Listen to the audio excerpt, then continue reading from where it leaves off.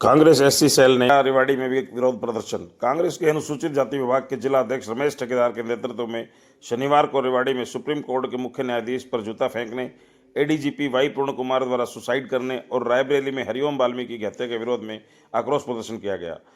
लोकसभा नेता प्रतिपक्ष राहुल गांधी व अनुसूचित जाति विभाग के राष्ट्रीय अध्यक्ष राजेंद्र पाल गौतम के आह्वान पर अनुसूचित जाति विभाग के जिला अध्यक्ष रमेश ठेकेदार, ग्रामीण के अध्यक्ष सुभाष छाबड़ी, शहरी अध्यक्ष प्रवीण चौधरी और कांग्रेस प्रवक्ता वेद प्रकाश विद्रोही ने कांग्रेस कार्यकर्ताओं के साथ मिलकर जिला प्रशासन को राज्यपाल के नाम ज्ञापन देकर कहा कि सुप्रीम कोर्ट के मुख्य न्यायाधीश पर जूता फेंकने और हरियाणा पुलिस के एडीजीपी वाई पूर्ण कुमार द्वारा सुसाइड और रायबरेली में हरिओम वाल्मीकि की हत्या से अनुसूचित जाति समाज के लोगों में रोष है। उन्होंने कहा कि आज बीजेपी सरकार के शासन के दौरान देश में सरेआम कानून व्यवस्था और संविधान का अपमान हो रहा है। सरेआम इस तरह की घटनाएं बीजेपी के कुशासन की पोल खोल रही हैं। बीजेपी सरकार के निशाने पर पहले मुस्लिम समुदाय तो है ही, लेकिन अब दलित और पिछड़ा वर्ग भी आ गया है। इसलिए कांग्रेस कार्यकर्ताओं ने एकजुट होकर दोषियों को कठोर सजा देने और मामले की सीबीआई जांच करने की मांग की। इस दौरान उनके साथ सेवा स्तंभ के प्रधान भगत सिंह सांबरिया, सूबेदार मेजर सत्यनारायण सांबरिया, आर.एस. सांबरिया, काशीराम किच्ची, राजेंद्र सिंह गहलोत, ईश्वर सिंह महलावत, पूर्व सरपंच खूबराम, हीरा सिंह, मीर सिंह चावरिया, डॉक्टर मामराज, राजकुमार जलवा, सतबीर गोठवाल, नरेंद्र मेहरा, रामनारायण ठेकेदार, राजपाल सरपंच सहित अनेक गणमान्य लोग मौजूद रहे। आप देख रहे हैं अनोखा हरियाणा न्यूज़, सामाजिक सरोकारों का सच्चा आईना। हमसे जुड़े रहने के लिए अनोखा हरियाणा न्यूज़ चैनल को लाइक एवं सब्सक्राइब करें।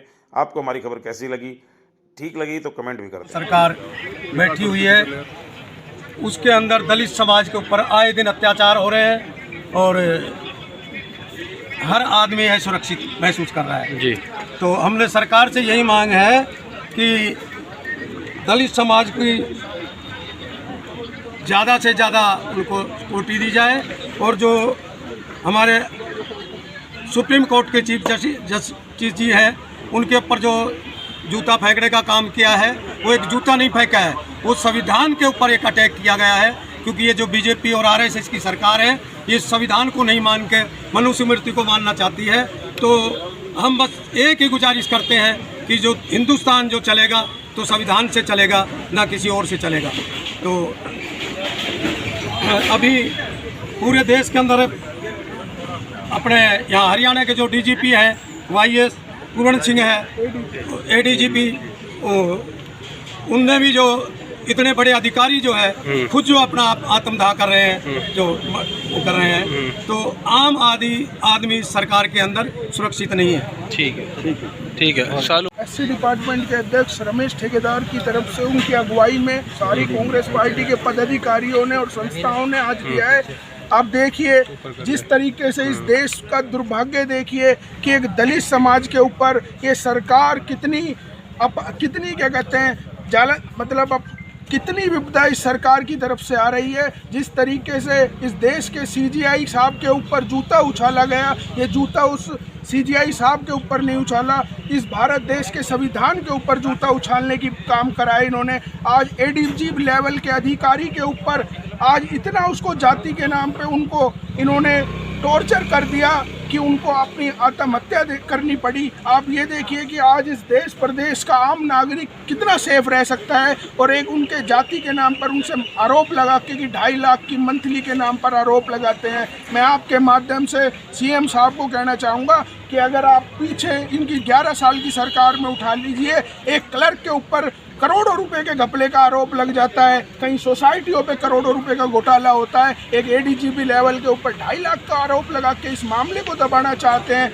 आज उनका परिवार को देखिए कि वो आरोप लगा रहे हैं, ना तो जल्द डेड बॉडी को ज़बरदस्ती लेके पीजीआई ले जाया गया, परंतु बड़ी शर्म की बात है इस देश में दलितों के ऊपर, दलितों को इलेक्शन से पहले भाजपा हिंदू बना देती है और जब इलेक्शन हो जाते हैं उसके बाद उनको दलित की लाइन में खड़ी कर देती है। तो मैं आपके माध्यम से कहना चाहूँगा कि हमें भी कहीं ना कहीं समझने की ज़रूरत है।